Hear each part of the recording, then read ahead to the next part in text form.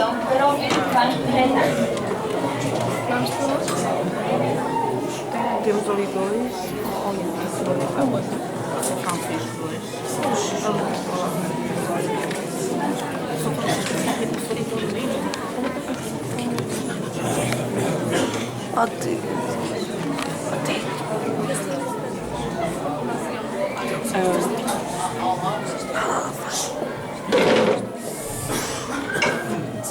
Universidade Cultural e o Cabo à Diferença. Estamos a trabalhar com 6 escolas da Europa. O que é que pensa deste projeto? Enquanto professora, o que é que pensa? Acha que este projeto curricular e extracurricular se enquadra, pode ser aceito numa atividade pedagógica, enquanto professora e maioria da educação? Não tenho dúvidas. Desde que entramos na União Europeia, uma das grandes vantagens é o facto de haver intercâmbios escolares. Quando digo escolares, digo de professores e de alunos que fazem esta comunicação, que ficam a conhecer novas realidades, e tudo isto vai contribuir e valorizar muito do ponto de vista pessoal, quer os alunos, quer os professores.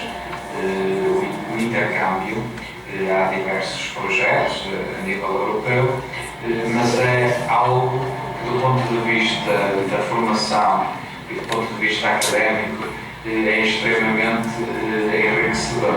Portanto, não tenho dúvidas nenhumas que estes projetos são ótimos. Aliás, a ANS tem demonstrado com os projetos que tem abraçado, envolvendo escolas de outros países europeus. E o resultado tem sido ótimo e assim deve continuar. No próximo dia 27 de janeiro, esta sexta-feira, vamos assinalar o Dia Internacional em memória das vítimas do Holocausto. A vossa escola vão estar presentes descendentes diretos de 3 dos justos portugueses a uma referência e a assinalar esta data. O que é que se pensa destes justos? Acha que foram verdadeiros heróis? Tem alguma coisa a destacar sobre o seu caráter e o seu trabalho? Em primeiro lugar, quero assinalar que, mais uma vez, a ANS provavelmente é a capital nacional da comemoração do Holocausto. Depois, para assinalar os feitos de homens verdadeiramente notáveis a nível mundial, é preciso perpetuar essa imagem, essa ideia que existe de gente que foi muito altruísta e que deu muito de si para os outros. E neste caso temos o enquadramento dos nossos 4 justos, que têm merecidamente o reconhecimento pelo trabalho que desempenharam. Eu pessoalmente conheço melhor um dos 3, acho que é Cristiano Sousa Mendes, que teve um feito verdadeiramente notável, mas a Escola de ANS também tem mérito para nos chamar a atenção para outros justos que também tiveram um papel importante na história da humanidade. Portugal é um país pequenino, mas de coração enorme, e acho que é assim que nos temos que afirmar no mundo. Já por diversas vezes fomos enormes por esse mundo fora, mas acima de tudo interessa-nos destacar os nossos heróis de enorme coração que nós tivemos e ajudar a cultivar junto da comunidade, não só de Aranha, mas de Felgueiras, os princípios, os valores destes portugueses. Portugal é um país que pertence à União Europeia. Acha que, na sua opinião, a União Europeia se encontra unida ou que, se calhar, devemos estar preocupados pelo futuro ou, se calhar, do presente? Essa pergunta é interessante, mas difícil de responder. Em primeiro lugar, a Europa, neste momento, atravessa um grande desafio, que é a sua identidade. E tem algumas pequenas pedras no caminho, tem algumas dificuldades, nomeadamente em alguns países importantes. Tivemos há pouco tempo a saída do Reino Unido, portanto, mas também tivemos logo a seguir a possibilidade de na Áustria termos uma força política de extrema-direita. Tivemos em Itália a demissão do primeiro-ministro devido a não conseguir implementar as medidas que tinha, e o próximo desafio vai ser a França, quem é que vai vencer as próximas presidenciais. E isto vai definir o que é que a Europa vai ser. E eu não tenho dúvidas que neste momento a Europa vive uma pequena crise de identidade, mas também, como a mais velha nação da Europa, vai ter que saber dar a volta e, acima de tudo, ter respostas sociais, políticas e económicas para todos os seus países. Encontrar soluções para a crise dos refugiados, encontrar soluções para os problemas económicos que atravessam a Europa, no fundo, procurar um futuro próspero para os nossos jovens.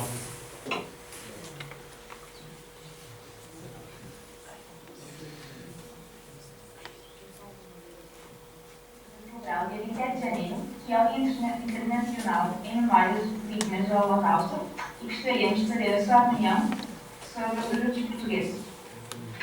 Sim, senhora, se a memória não me falha, é claro, é o quinto ano consecutivo, ou quarto consecutivo, que estamos a fazer estas comemorações. O papel dos portugueses, na minha opinião, só agora é que nós, há alguns anos, esta parte, que viemos a conhecer com mais exatidão. Mas resume fundamentalmente as pessoas que arriscaram a vida e que não receberam nada em troca por esse risco, morrerem em ajudar outros seres humanos que, se não fosse a ajuda deles, possivelmente iriam cair nos campos de extermínio nazi, portanto, e morriam nesses campos de morte, também assim designados. E como relaciona isso com a diversidade multicultural e quase à diferença, como o nosso projeto Antônico indica? Acho que faz todo o sentido estabelecer-se essa ligação, porque os portugueses, no fundo, existiram para combater, digamos, essa adversidade, essa falta de tolerância. Se nós educarmos dentro do espírito de multiculturalidade e da diferença, acho que estaremos melhor preparados para aceitar o outro, a diferença do outro, e, portanto, e com este convívio, com essa educação, também dar o nosso contributo para que não haja outros holocaustos. Aristides Sousa Mendes, um dos justos portugueses, nascido em Cabanas de Miriato, Recalo do Sal, foi nomeado para exercer funções como cônsul-geral em Bordeaux de 1939. Este foi confrontado com um problema de consciência. Por um lado, a existência de milhares de refugiados. Por outro, as ordens recebidas pelo seu próprio governo. Aristides, perante estes dilemas, optou por obedecer à sua consciência e, desse modo, contrariando ordens, decidiu passar vistos a todos os que o solicitavam, independentemente da sua raça ou da sua religião. Além de tudo o bem que praticou, acabou por falecer sozinho e na miséria. Embaixador de Portugal em Budapeste, entre 1939 e 1944, Sampaio Garrido é um outro português justo entre as nações. Pela sua ação de proteção e salvamento dos judeus húngaros, Sampaio Garrido deixou a embaixada e alugou uma residência em Budapeste, onde, sem avisar Salazar, escondeu 12 judeus. Por todas as razões acima referidas, a 2 de fevereiro de 2010, a Comissão para a Nomeação de Justos, criada por Yad Vashem, concedeu-lhe a medalha de Justos pelo embaixador de Portugal em Budapeste entre 1939 e 1944. Sampaio Garrido é um outro português justo entre as nações, pela sua ação de proteção e salvamento dos judeus húngaros. Sampaio Garrido deixou a embaixada e alugou uma vivenda em Budapeste, onde, sem avisar Salazar, escondeu 12 judeus. Por todas as razões acima referidas, a 12 de fevereiro de 2010, a Comissão para a Nomeação de Justos, criada por Yad Vashem, concedeu-lhe a medalha dos Justos pelas Nações.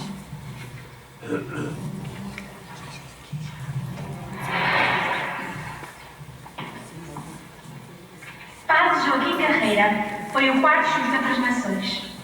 Escreveu: concedi asilo e hospitalidade no colégio a pessoas que eram perseguidas na base de leis injustas e desumanas.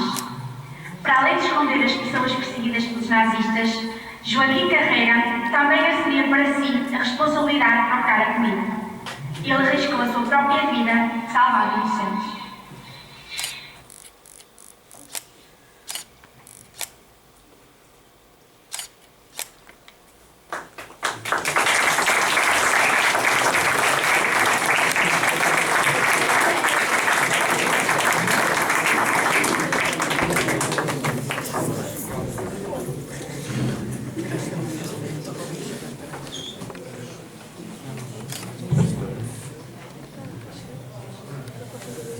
Bom, eu agora queria que então viesse aqui para a mesa comigo o Dr. Salvador Reis, Padre João Carreira, não se importa, o Sr. Vice-Presidente da Câmara, tem que ser 5, só 5, e depois poderei dar a palavra a mais alguém. Não, pronto, também arranjamos aqui mais uma cadeira. Não se importam, Padre João, Dr. Salvador Reis, Dr. João Sousa, Vice-Presidente da Câmara, o representante da Baixada da Polónia também, 4, 5. Depois o António Luís também darei a palavra, quer dizer qualquer coisa, mas podia que se sentassem. 2, 4, 6. Afinal, o escritor António também pode vir aqui para a mesa para nós.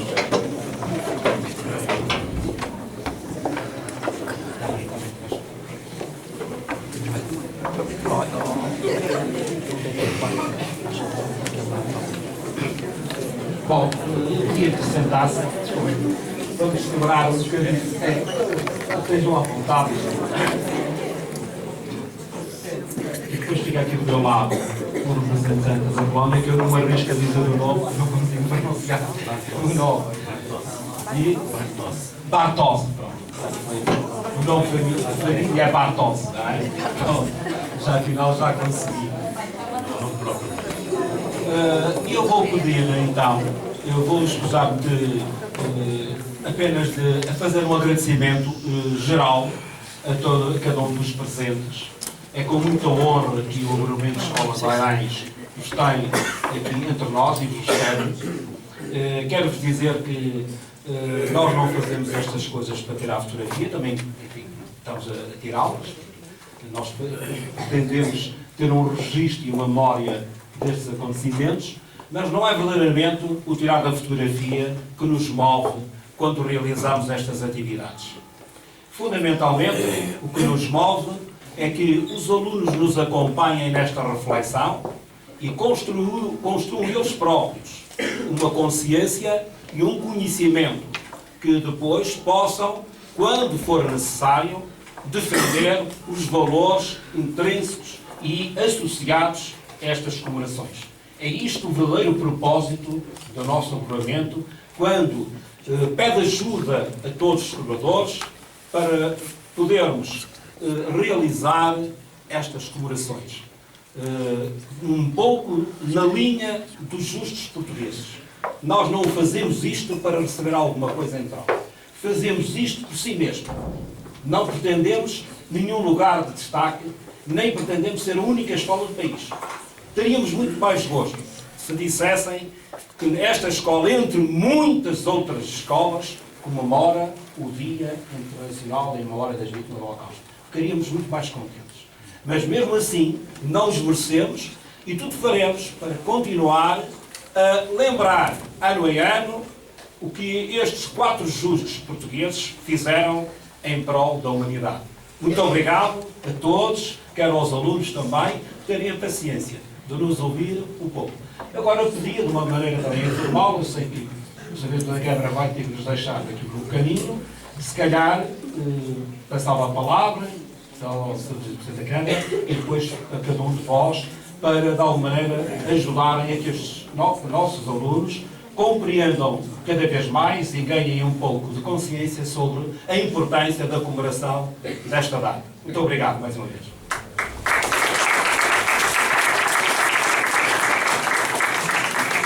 Muito bom dia a todos. Eu vou ser extremamente sintético, até porque o vosso objetivo não é ouvir, mas ouvir o que estas pessoas trazem para vos dizer.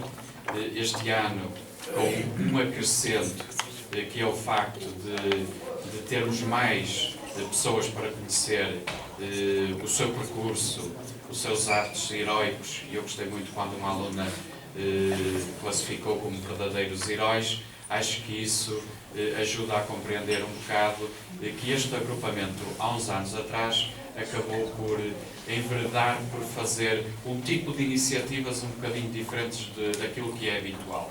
E acho que do ponto de vista de cultura junto dos jovens, de valores, da forma como nós podemos ser altruístas e humanistas, eu acho que esteve muito bem, e é por isso que desde a primeira hora a autarquia se associa neste evento e apoia. Também quero dizer, em boa hora este ano escolhemos fazer no interior da escola as comemorações, porque se fizéssemos uma grande marcha pela vida como fizéssemos há 2 anos, íamos ficar molhados, mas este ano atingiu uma dimensão pela quantidade de homenageados que nós aqui temos, que eu considero muito interessante. Nós estamos muito satisfeitos quando no Conselho se reflete sobre estes valores e, acima de tudo, queremos que vocês se sintam mais valorizados, mais enriquecidos por conhecer os feitos verdadeiramente notáveis destas 4 pessoas que hoje homenageamos.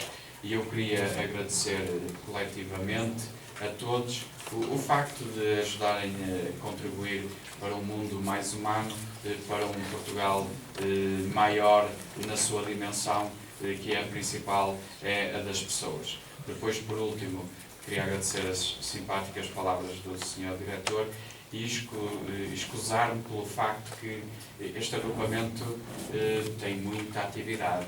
E hoje estou aqui este bocadinho, vou ter que sair, depois vou estar ao almoço, depois estar a dar uma conferência, depois à noite tenho que estar novamente, tenho que estar ou estarei no momento cultural. Isso exige da nossa parte uma disponibilidade que às vezes é difícil.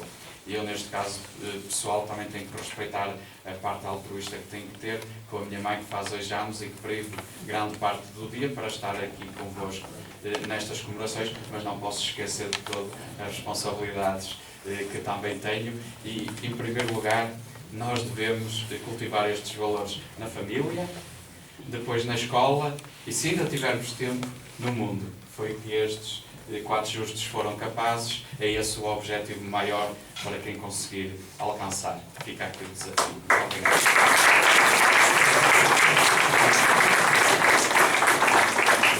Se calhar continuando para esse lado, Dr. Salvador. Para dar mais perspectiva do que se quiser utilizar aqui. Não sei se me ouvem bem assim, aí atrás. É mais fácil do que falar com o microfone. Bom dia a todos. Bom dia ao Sr. Vice-Presidente da Câmara, ao Diretor do Agrupamento de Escolas de Airães e a estes alunos todos.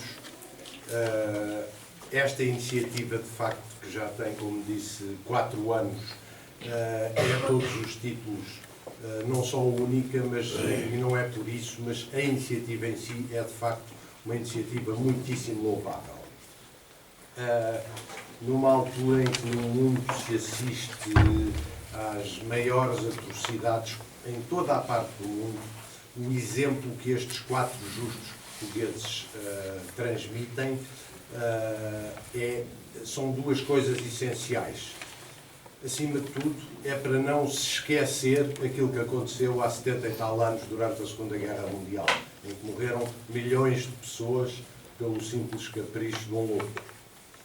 Estes justos conseguiram salvar muita gente que, como foi dito pelo professor Rui, teria morrido de certeza se não tem sido o seu papel.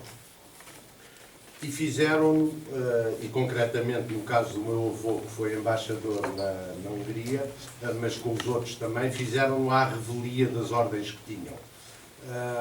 E nessa altura não era fácil ir contra aquilo que o Salazar ditava e as ordens que ele dava. E, portanto, a sua coragem, eu não lhe chamaria, como disse, não lhe chamaria propriamente herói. Eu acho é que no caso do meu avô foi uma pessoa de enorme coragem, de enorme altruísmo, preocupado apenas em conseguir salvar o maior número de perseguidos possível na Hungria. E fê-lo. Na altura, já não se pode esquecer que a Hungria é invadida pela Alemanha no princípio de 44 e que a partir daí, independentemente do que já tinha acontecido de terrível anteriormente, mas a partir daí as ordens dos soldados alemães é conseguirem pôr em campos de concentração o maior número possível de judeus. E foi nessa altura exatamente que a intervenção do meu avô se fez sentir de forma mais eficaz, concedendo vistos ele e depois um encarregado de negócios que o substituiu em setembro de 44 e que salvaram cerca de 1000 pessoas, mas como dizem como diz o Yad Vashem, salvar uma vida é salvar o mundo inteiro. E, portanto, o que conta, de facto, é essa sua capacidade de entrega e de sofrimento contra tudo e contra todos. E isso é que é o exemplo que deve ficar junto de vocês, gerações mais novas, e que deve ser transmitido, porque o grande problema é a falta de conhecimento que há sobre este período horrível da história da humanidade. Há muito pouco conhecimento. O conhecimento não é passado a vocês, com exceções, como por exemplo esta da Escola de Airães. E isso de facto é extremamente louvável. Deveria ter uma atenção muitíssimo maior por parte dos nossos governantes, enfim, das entidades públicas.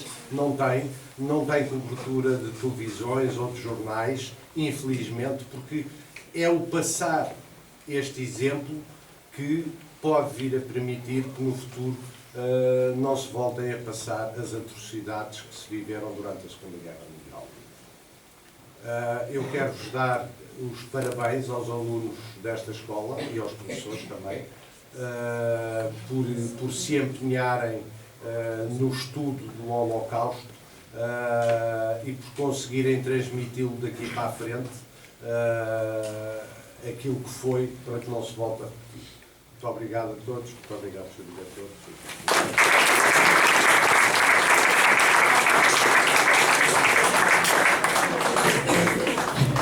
O Padre João, não sei se quer utilizar o micro, se vai falar sem micro, o que é que prefere? Mas o que quer utilizar é melhor, não é? Talvez seja melhor.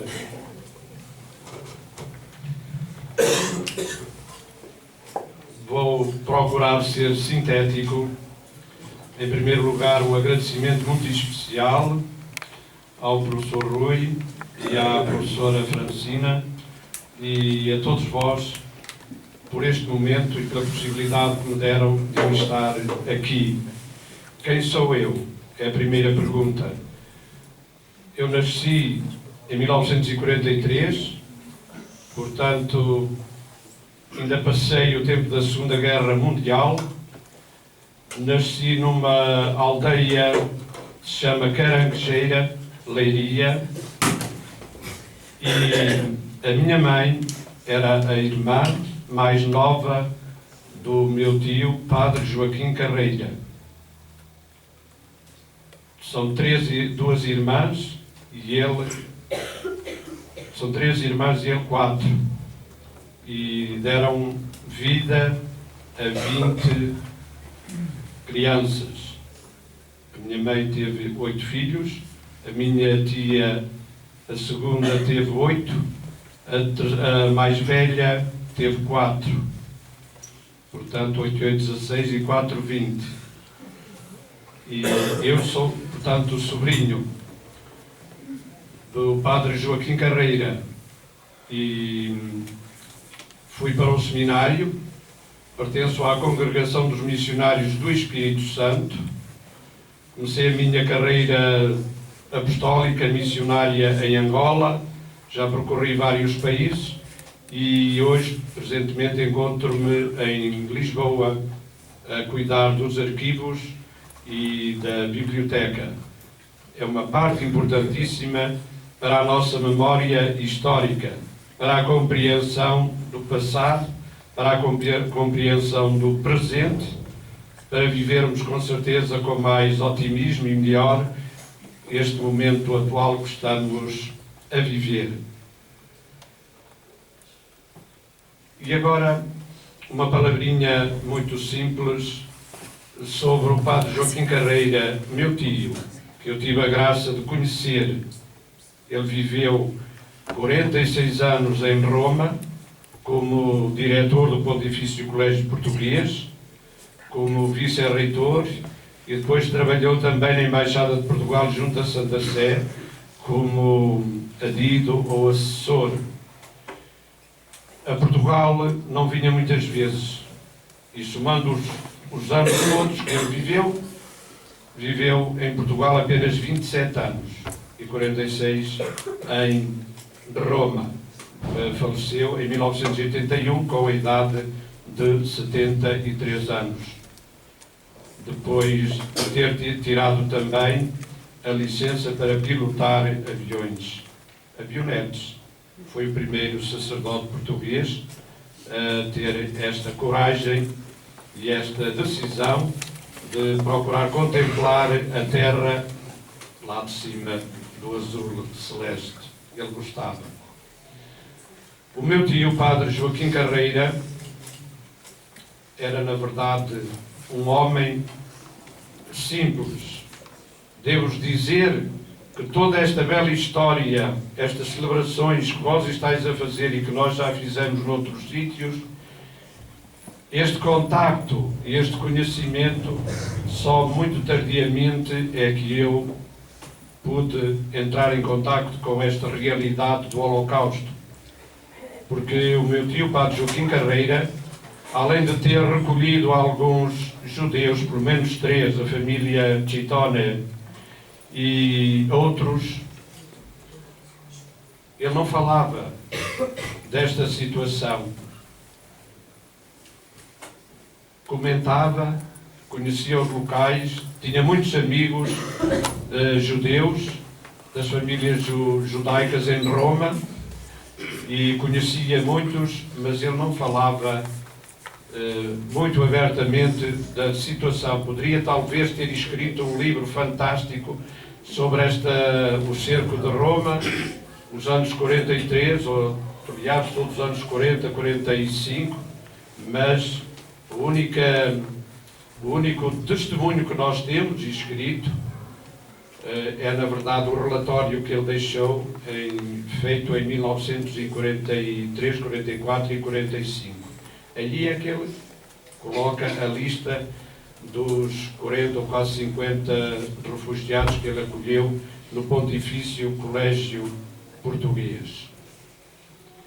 E, como sacerdote, eu queria apenas dizer que ele procurou ensinar, transmitir e testemunhar a não violência. E lembrei-me de trazer até vós as palavras do nosso Papa Francisco para a mensagem de paz para o Dia Mundial deste ano, 2017, em que ele diz estas palavras: no início deste novo ano formulo sinceros votos de paz aos povos e nações do mundo inteiro, aos chefes de Estado e de Governo, bem como aos responsáveis das comunidades religiosas e das várias expressões da sociedade civil. Almejo paz a todo homem, mulher, menino e menina, e rezo para que a imagem e semelhança de Deus em cada pessoa nos permitam reconhecer-nos mutuamente como dons sagrados